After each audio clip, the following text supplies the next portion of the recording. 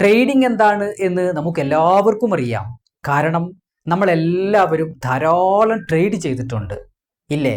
ഉണ്ട്. ഉദാഹരണം, mobile phone വാങ്ങിയിട്ടുണ്ട്, മൊബൈൽ ഫോൺ വിറ്റിട്ടുണ്ട്, വീട് വാങ്ങിയിട്ടുണ്ട്, വീട് വിറ്റിട്ടുണ്ട്, സ്ഥലം വാങ്ങിയിട്ടുണ്ട്, സ്ഥലം വിറ്റിട്ടുണ്ട്. ഇതാണല്ലോ ട്രേഡിംഗ്. എന്നാൽ ഓൺലൈൻ ട്രേഡിംഗ് എന്താണ് എന്നതാണ് നമുക്ക് ആർക്കും അറിയാത്തത്. ഓൺലൈൻ ട്രേഡിംഗ് എന്ന് പറഞ്ഞാൽ, സിമ്പിളായി പറഞ്ഞാൽ, ഓൺലൈനിലൂടെ വാങ്ങുക, ഓൺലൈനിലൂടെ തന്നെ വിൽക്കുകയും ചെയ്യുക. അതാണ് ഓൺലൈൻ ട്രേഡിംഗ്. ഒന്നുകൂടി വിശദമാക്കി പറഞ്ഞാൽ, Amazon, Apple, Tata Motors, Reliance പോലെയുള്ള കമ്പനികളുടെ ഷെയറുകളോ, gold, silver, natural gas, crude oil പോലെയുള്ള കമ്മോഡിറ്റികളോ, പൗണ്ട്, ഡോളർ, GBP, JPY പോലെയുള്ള കറൻസി പെയറുകളോ, Nifty, bank Nifty, Nasdaq, mid cap Nifty, FinNifty പോലെയുള്ള ഇൻഡെക്സുകളോ, ബിറ്റ്കോയിൻ, ETH പോലെയുള്ള ക്രിപ്റ്റോ കറൻസികളോ ഓൺലൈനിലൂടെ വാങ്ങുക, ഓൺലൈനിലൂടെ തന്നെ വിൽക്കുകയും ചെയ്യുക. അതാണ് ഓൺലൈൻ ട്രേഡിംഗ്. ഇങ്ങനെ വാങ്ങുവാനും വിൽക്കുവാനും ഓൺലൈനിൽ ധാരാളം പേരുണ്ട്.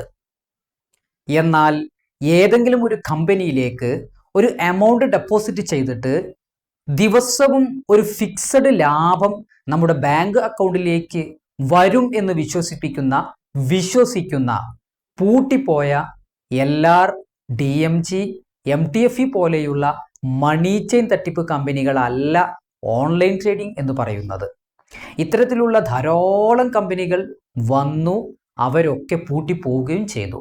എന്നാൽ അവർ പൂട്ടിപ്പോയപ്പോൾ നമ്മുടെയൊക്കെ ഒരു ഭീമമായ തുക അടിച്ചു മാറ്റിയാണ് അവർ പൂട്ടിപ്പോയത്.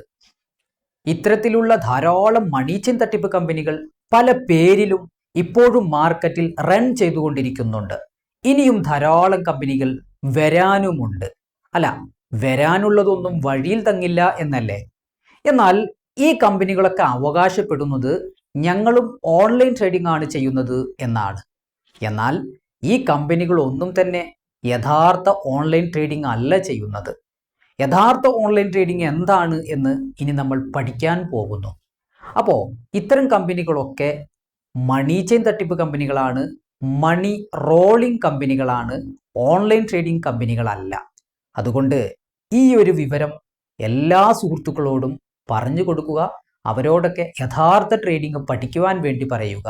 ഇത്തരത്തിലുള്ള ഒരു കമ്പനിയിലും വഞ്ചിതനായി ക്യാഷ് ഡെപ്പോസിറ്റ് ചെയ്യരുത്.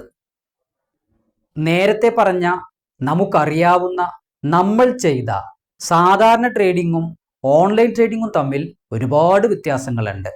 അതിൽ ഏറ്റവും പ്രധാനപ്പെട്ട ഒന്നാമത്തെ വ്യത്യാസം, സാധാരണ ട്രേഡിംഗ് സാധാരണ മാർക്കറ്റിലാണ് നടക്കുന്നത്. എന്നാൽ ഓൺലൈൻ ട്രേഡിംഗ് അതിൻ്റെ എല്ലാ സ്റ്റെപ്സും നടക്കുന്നത് ഓൺലൈനിലൂടെയാണ്.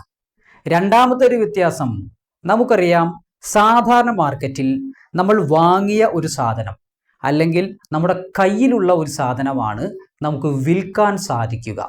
എന്നാൽ ഓൺലൈൻ ട്രേഡിങ്ങിനകത്തേക്ക് വരുമ്പോൾ നമ്മുടെ കയ്യിലുള്ള സാധനം അല്ലെങ്കിൽ നമ്മൾ വാങ്ങിയ സാധനം നമുക്ക് വിൽക്കാൻ സാധിക്കും. അതോടൊപ്പം തന്നെ നമ്മുടെ കയ്യിലില്ലാത്ത സാധനം, നമ്മൾ വാങ്ങിയിട്ടില്ലാത്ത ഒരു സാധനവും നമുക്ക് വിൽക്കാൻ സാധിക്കും.